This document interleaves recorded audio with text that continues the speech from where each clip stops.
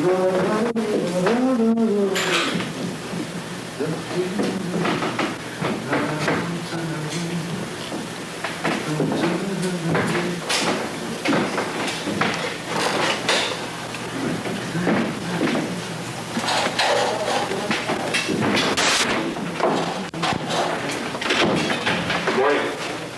morning.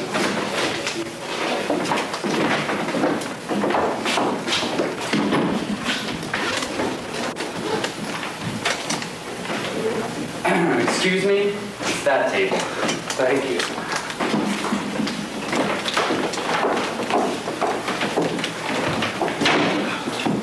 Harry, how are you? Not bad.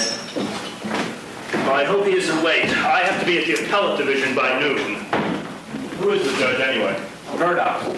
Murdoch, huh? A Republican. But he's smart.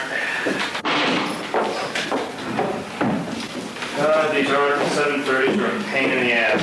You handle them much? No, first time for me. Have you been on the case since the arraignment? No, I joined the case later on. Aaron Levinsky, you should find a copy of the client's letter in your file. Frank McMillan. Do you do much criminal work, Mr. Levinsky? More than enough to suit me. Well, I don't envy you this one. Say, can she handle sitting for this? You know, I've seen him crack wide open, and it's a bitch. My fingers are crossed. You know, the thing about a case like this is, you know it's cruel to prosecute, but you can't leave them loose. You follow what I'm saying?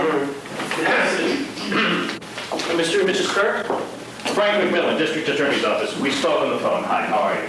Hi. This is Mr. Levinsky. He represents... We know what he represents. Good morning, Mrs. Kirk, Mr. Kirk. Yes, Claudia, please. Harry's bringing her up from the ward. She'll be here in a minute. Is she all right? Well, I don't know, Mrs. Kirk. Perhaps Mr. Levinsky might know. She's fine. Is she? The food at Bellevue is not very good, so she's lost some weight. I told you we should have sent her some food. But other than that, she's fine. Did she say anything at all She'll about... be here in a minute. I just want to find out. She'll be here in a minute. Mrs. Kirk, you sit in the middle. Mr. Kirk next.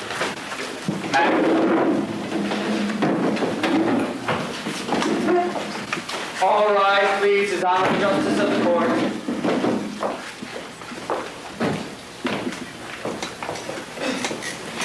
Please be seated. Good morning, Your Honor. Good morning, Haggerty. Your Honor, the criminal calendar first. This is case number 4.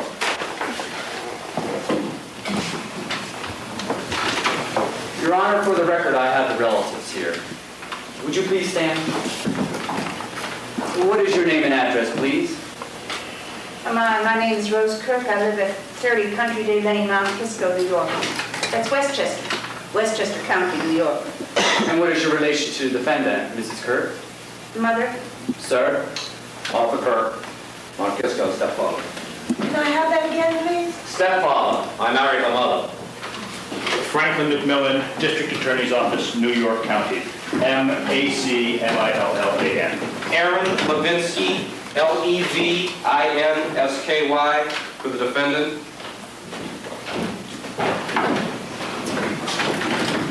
Hi, Sugar House Tricks.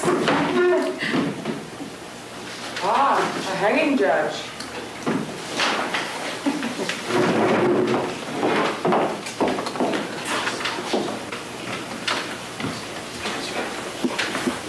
Your Honor, the defendant is here. Case number 4.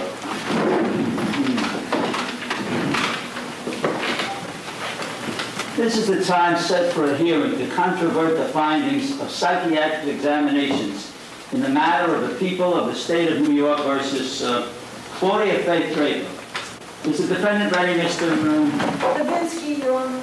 Yes, Your Honor, the defendant is ready. The people are ready, Your Honor.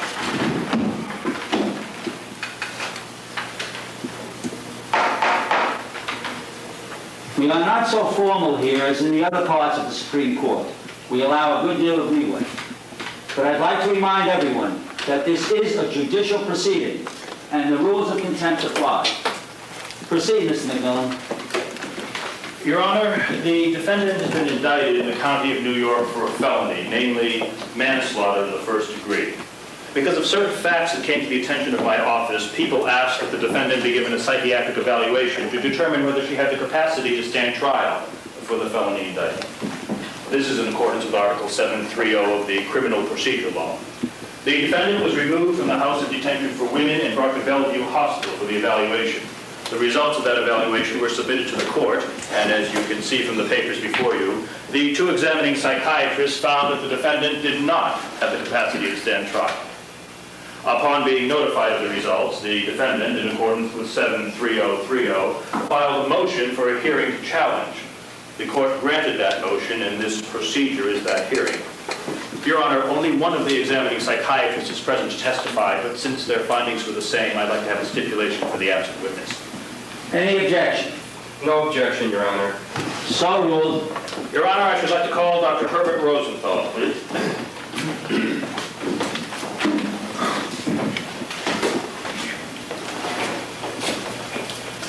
Do you solemnly swear that the testimony you shall give in this special proceeding shall be the truth, the whole truth, and nothing but the truth? I do. Be seated, please. Dr. Rosenthal, where do you work? At Bellevue Hospital. And what is your position there? I'm unit chief of Ward NO2, the prison ward. And how long... Do we need all this? We know he's a psychiatrist. Your Honor, since I'm a novice in these special proceedings, would it be all right if we got the qualifications on record? No offense, Dr. Rosenthal. And how long have you been a psychiatrist, Doctor? 15 years.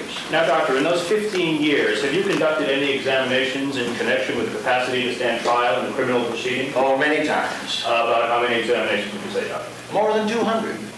Dr. Rosenthal, have you examined the defendant, Claudia Draper? Yes, I have. And when was that done? It was 8 days ago, February 13th, 1979, here at Bellevue. And what did your examination consist of? It consisted of questions and answers in the usual form of a psychiatric examination to ascertain the patient's mental condition. I determined her general behavior, her attitudes, her ideation, her thought content, her various effects, and the general stream of her mental condition. Dr. Rosenthal, could you give us an idea of the substance of the examination? Well, when the patient came in for the examination, she brought along a notebook and a pencil. I should mention that never before in 15 years has a patient arrived with a notebook and a pencil. She sat down. She put the pencil beside the notebook, opened the notebook to a clean page, and folded her arms. She didn't say good morning or hello or volunteer any greeting. I said good morning and asked her what the notebook was for. She smiled and pointed to my notepad.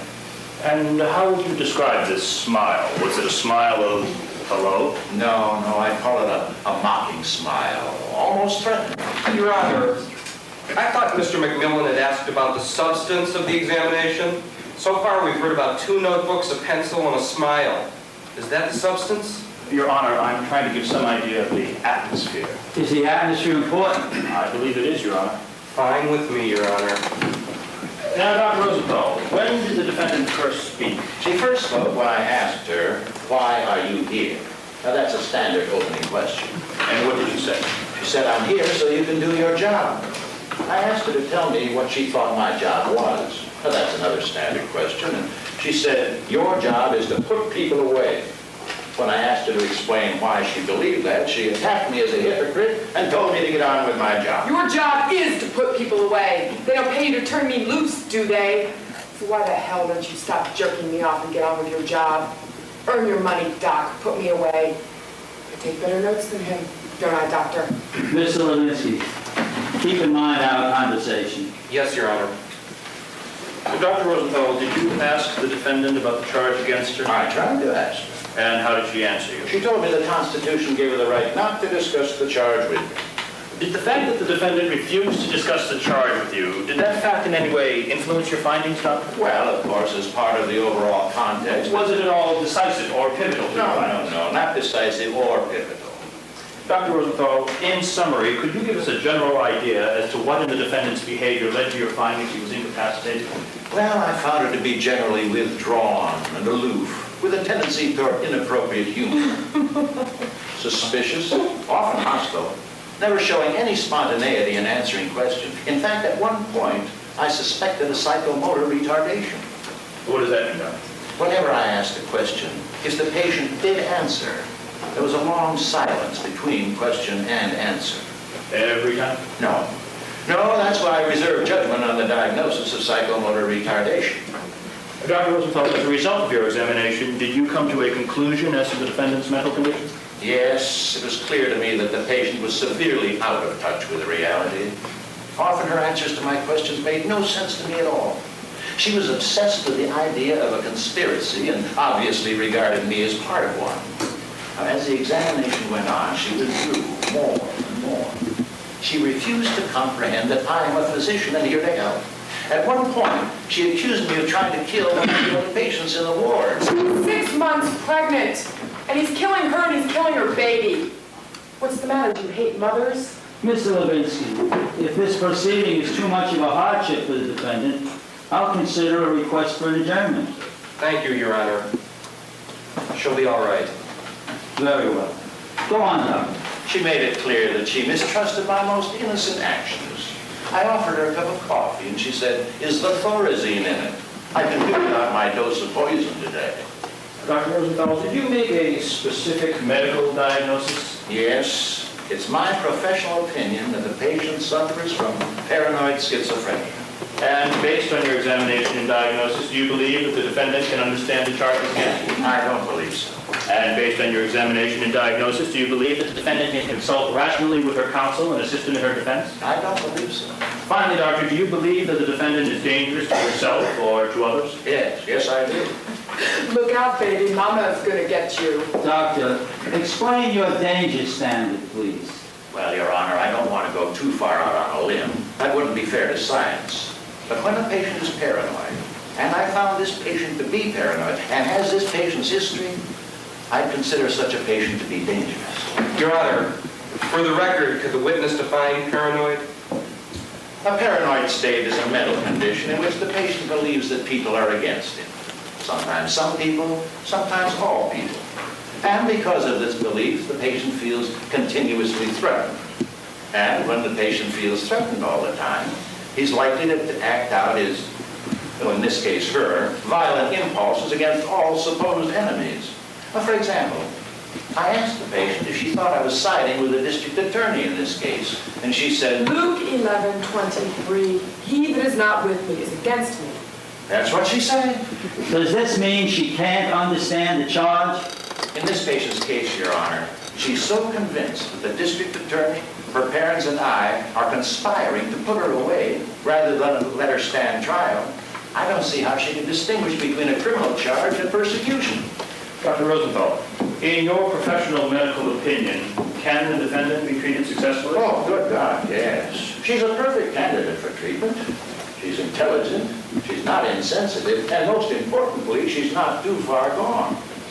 Now, Doctor, putting aside for a moment your role as a witness here, would you like to see the defendant receive treatment before coming to trial? Oh, absolutely. If she had appendicitis or pneumonia, why, there's no court in the land that would expect her to stand trial.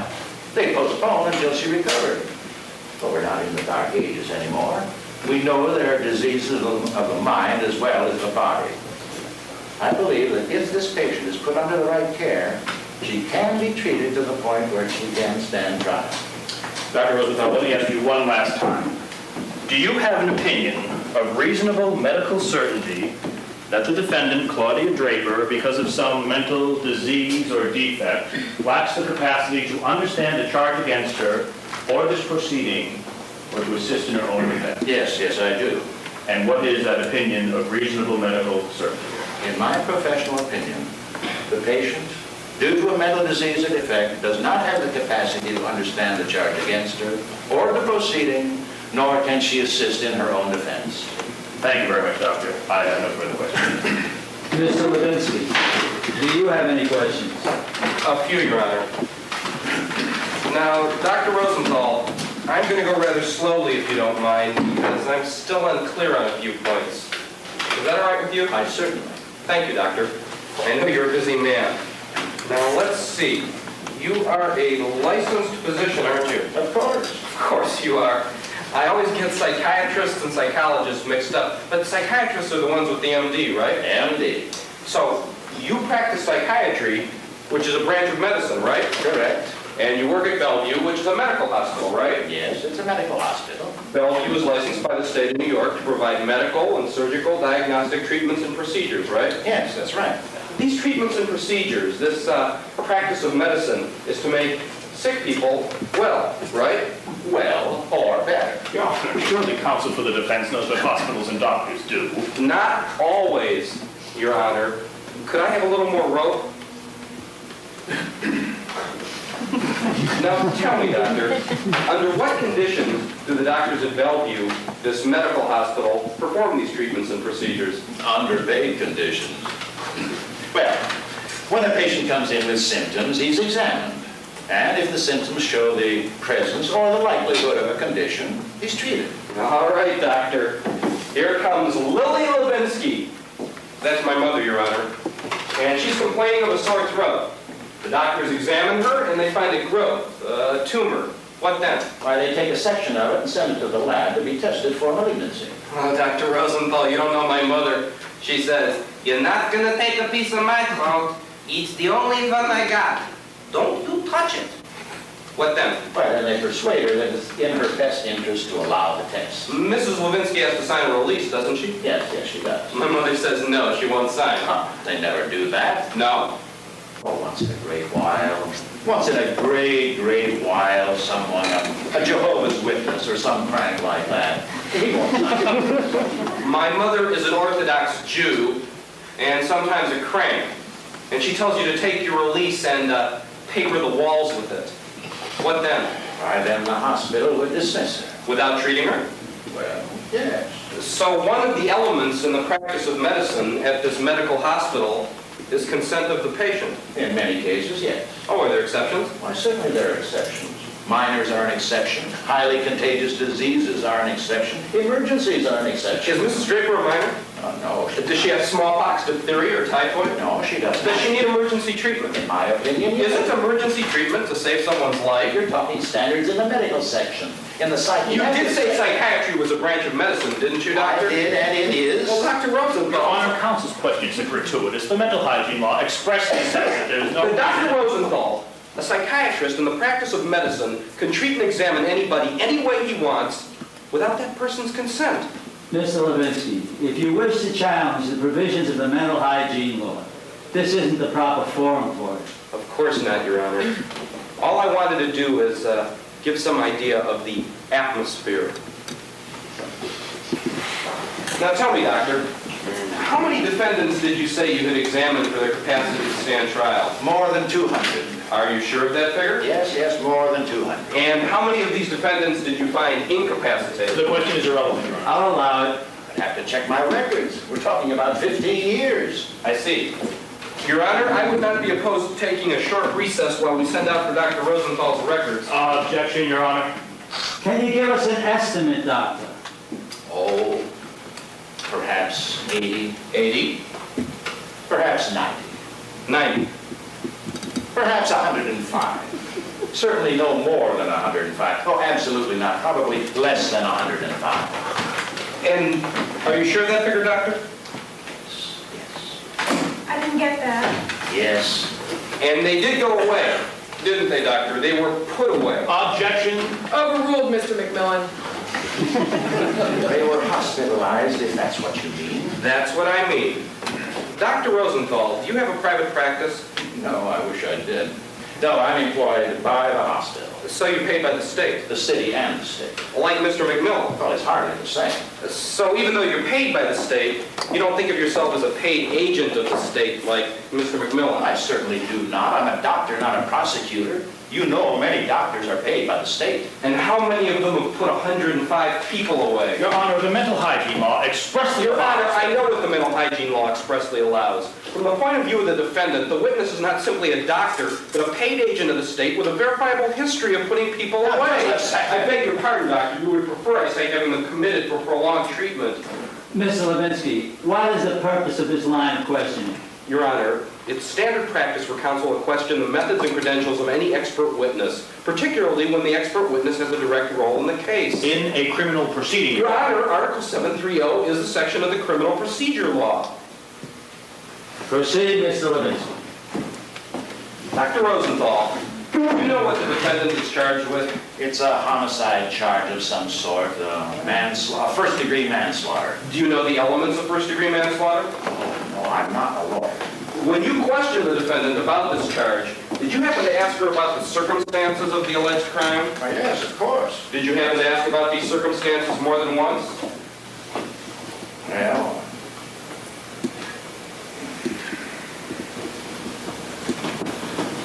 What's the matter, doctor? Do you have a psychomotor retardation? yes, I did. About how many times did you ask her? 3. 3 times. I see. Didn't the defendant tell you that that was between her and her lawyer? You must comprehend that my questions were purely from a psychiatric perspective, a medical psychiatric perspective. I wasn't trying to manipulate the patient into incriminating herself. A medical perspective, of course. You're a doctor, and you always refer to the defendant as a patient. The doctor-patient relationship is a privileged one, isn't it? Yes, it is. Except that your conversation with the defendant was not privileged, was it, doctor? Your Honor, I know that Mr. Levinsky is unacquainted with Article 730, so let me assure him that any discussion of a criminal act between a defendant and an examining psychiatrist is inadmissible. Thank you, Mr. McMillan. You're welcome, Mr. Levinsky. But there's nothing to keep you from taking what you've heard and going to the district attorney. Is there, doctor? Technically, this interview isn't confidential and privileged. But I'm here to help you, and you can trust me not to repeat any damaging or incriminating material. Now, I read that to all my patients, and I read it to this one. She called me a liar. Liar? Doctor, you describe the defendant as being withdrawn, aloof, suspicious, often hostile. With a tendency toward inappropriate humor. Thank you. Do you think if you had examined the defendant under different circumstances, she might have behaved differently? It's not likely. So you believe that the circumstances of your examination, the defendant a prisoner, you a paid agent of the state, Objection. the absence of confidentiality, all these conditions had no effect at all on the way the defendant behaved. Your point is valid if we're talking about a normal person. Now, obviously, normal people behave differently in different contexts. But this is not a normal person. She's been diagnosed as a paranoid schizophrenic. Of course. So her behavior ignores the conditions, right? Ignores, distorts. You mean, say, like her attitude towards the Thorazine? A very good example. I can do without my dose of poison today. It's precisely that sort of thing that demonstrates how completely out of touch with reality she is.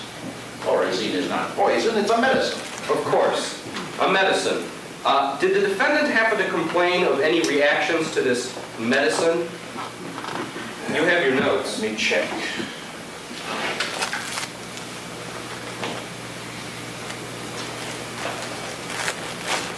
Yes, there does seem to be a notation to that effect. What does it say? Patient complains of sore throat, dry mouth, nasal congestion, and fever. So naturally, doctor, you put her through a series of medical tests. I don't see a record of that. No urine test? No. No differential smear? No. No white blood count? No, I don't see But you would say that resisting the Thorazine, that she was distorting the conditions and ignoring reality? Yes, I would. She needed the Thorazine to moderate her agitation, and it is not poison. Of course. It's an innocent medicine that gave her dry mouth, sore throat, nasal congestion, and fever. But it's not a poison. To believe that medicine is poison is deluded, paranoid. Ah, yes, paranoid. Which makes her dangerous to herself and others, right, doctor? In my opinion, yes. Tell me, doctor, did you ever see the defendant try and injure herself? No, not personally. Did you ever see the defendant try and injure someone else? No, not personally. Did you ever hear the defendant threaten to hurt herself? No. Did you ever hear the defendant threaten to hurt someone else? No. Did anyone at Bellevue ever see the defendant hurt herself or hurt someone else or threaten to hurt herself or hurt someone else? Now, let me check. Take your time. No, I don't see a notation to that effect, but it may not have been reported. So, as far as you know, the defendant has never threatened or harmed anyone, right? But she did kill a man. Your Honor, I know the witness is a doctor and not a lawyer, but could the court inform him that as far as the law is concerned, the defendant is innocent? I think you've done it well enough, Mr. Levinsky. Strike, she did kill a man. But as far as you know, the defendant has never threatened or harmed anyone, right? So far as I know. So tell me, doctor, to whom is the defendant dangerous? Well, perhaps her parents. Anyone else? Perhaps the district attorney. Mr. McMillan. Anyone else? No, I can't think of anyone else at the moment. What about you, doctor? Do you think the defendant might be dangerous to you? Perhaps, under certain circumstances, perhaps. Would you feel safer if you were hospitalized? Well, I suppose if I thought about it, I might feel safer, yes. So to some degree, you have more than a pure professional interest in the outcome of this I proceeding. have absolutely no personal interest in the outcome of this proceeding. I want to see this patient hospitalized solely for her own good. And I find your implication insulting and revolting. My apologies, doctor. Now, as I grasp it, you've diagnosed the defendant as suffering from a mental disease, right? Yes, I did. Has the defendant ever been treated or hospitalized for this mental disease? Not to my knowledge, no. So the only evidence we have that she's mentally ill is your say-so. And Dr. Alvarez. And you're asking the court to have her committed based purely on your say-so. That's a gross Aren't you asking the court to have her committed Yes. on the basis of one 50-minute examination conducted in a prison ward against the defendant's will, right? Leaving out. Dr. Rosenthal, are you not the person who has labeled the defendant a paranoid schizophrenic and recommended that she be committed? Yes, But what? you make it sound so arbitrary. I don't do this lightly. What have I left out, doctor? The behavior that led to my diagnosis. Of course, the behavior. She was belligerent, Not exactly. defiant, Part of the time. okay, defiant. No, I don't like that label. Let's be precise here. The point is, her behavior was completely out of keeping with the context. The proper term would be negativist. What does that mean, doctor? A reaction opposed to the normal reaction expected in a given situation. A reaction opposed to the normal reaction expected in a given situation. Yes, that's right. Expected by whom? Why? Expected by whom? By the psychiatrist doing the examination. Thank you, doctor. I have no more questions. Now, just a minute. Your Honor, I have no further questions. May I say something, Your Honor? It was neatly done, Mr. Levinsky, but this isn't the criminal courts. Go on. All I want to say is this. This is a sick patient whom we're trying to help. And what you're doing with your legal tricks is depriving this girl of treatment. And you'd better understand that. Now, I want her to get better. And the only place she's going to get better is in a hospital. I believe that, and the district attorney believes that. Well, the patient doesn't believe that, but then no patient ever does. Ask any doctor, especially a doctor in psychiatry, and he will tell you the patient almost never knows what's good for him. There's a wider perspective here than the law. This girl has a history and you're ignoring it.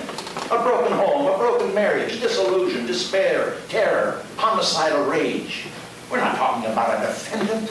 We're talking about a very troubled girl. We're not talking about a girl from the streets. We're talking about a nice, bright, middle-class girl who couldn't cope and broke down. And when a girl like that becomes a prostitute and kills... Wait a minute. We're talking breakdown. And when there's a breakdown, it's our job to put the pieces together. And I want to tell you that's not done in a courtroom. It's not done in a prison. That's done in a hospital. Doctor, did you make love to the defendant? What? Did you make love to the defendant? Of course not. Did she proposition you? No. Did she take her clothes off? No. Did she touch you? No. Did she ask you for money? No. Did she tell you she'd been a prostitute? No. Did you ask her if she'd been a prostitute? Yes. And what was her answer, doctor? What was her answer? She said whoring is getting paid for work you don't want to do. Do you know if the defendant has been charged with prostitution? Don't know. Well, perhaps Mr. McMillan knows. Mr. McMillan? Mr. McMillan? There is no charge of prostitution. So you have no knowledge, no personal knowledge, no professional knowledge that the defendant has ever been a prostitute, right? Yes, that's right. And besides what you've heard from the district attorney, you have no knowledge, no personal knowledge, no professional knowledge that the defendant has ever killed anyone, right? Well, Right? yes, that's right. Right!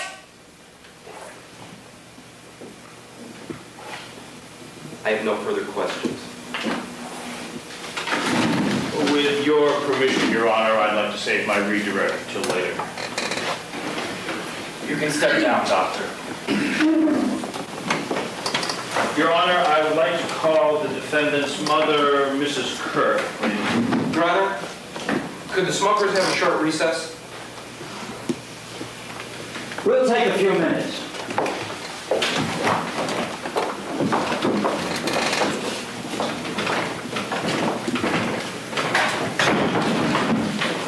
Listen, if you don't keep your mouth mouth shut. It's going to send you right back there. You've got to get it through your head that it's their game and their rules, and the rules aren't going to change just because you don't like them. You've made it hard enough on me as it is. Don't make it any harder. Poor baby. Hey, look, I don't want to lose this just because you won't play the game. You'll play and you'll play our way, or you'll be wearing this goddamn bathrobe till you're collecting Social Security. Do you hear me? I said, do you hear me? I think I'd like to have a cigarette now. Harry, do me a favor and have a cigarette with Mrs. Draper. Sure. I've got some calls to make. Got any matches, Harry? Yeah. Hello, darling. How are you? You look thin. Your father wanted to send you a pie, a lamb and carrot pie. We brought you some cigarettes, but they wouldn't let us give them to you. Your father lost his temper. They still wouldn't let us give them to you, a whole carton. Low tar, see? The lowest tar and nicotine of any cigarette on the market. There's a filter on top of the filter to keep out all the tar and nicotine. You can't get cancer with these. Of course, you can't taste anything either, but what the hell? Don't they teach anything? You look like a ghost. Mr. Levinsky said the food wasn't good. Is that true, darling? I like him. He seems very bright. Is he? Good? You look tired.